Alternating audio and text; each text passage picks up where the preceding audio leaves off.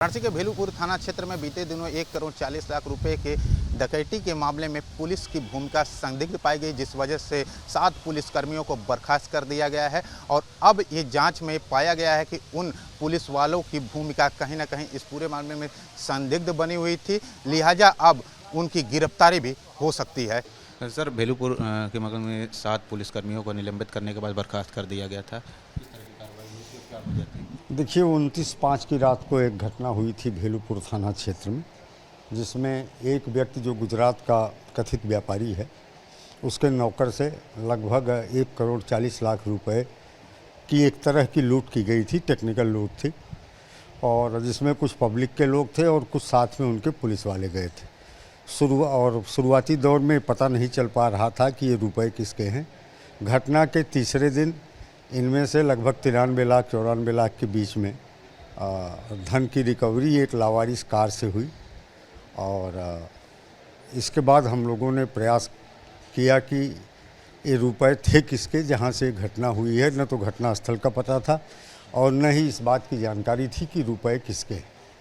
काफ़ी प्रयास करने के बाद हमें ट्रेस हुआ कि वो व्यापारी जिसका कथित रूप से पैसा था, वो गुजरात का रहने वाला है। उनको बुलवाया गया, विश्वास में लिया गया और एक मुकदमा डकैती का दर्ज किया गया।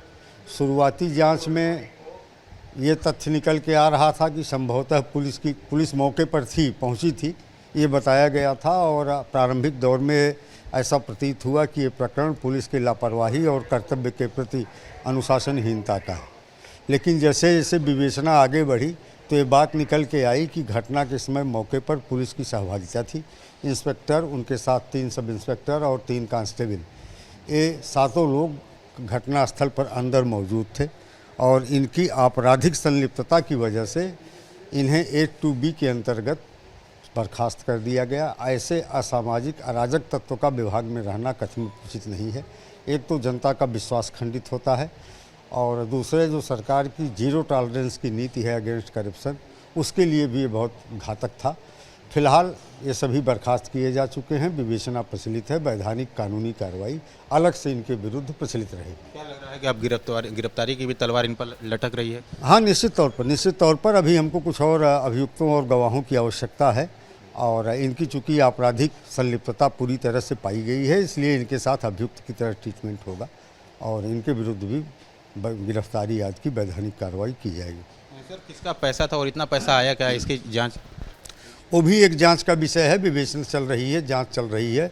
एक अहमदाबाद के रहने वाले कमलेश शाह हैं, उन्होंने क्लेम किया है कि पैसे उनके थे और उन्होंने उसके कुछ सबूत कागजात भी अपना तैयार किया है, दिखा रहे थे। लेकिन वो विवेचना का विषय है और इनकम टैक्स विभाग को भी ये सूचना दे दी गई है। हमारा काम जो आपराधिक वारदात उस मौके पर हुई है उसकी तह तक जाना है और कार्रवाई करना है।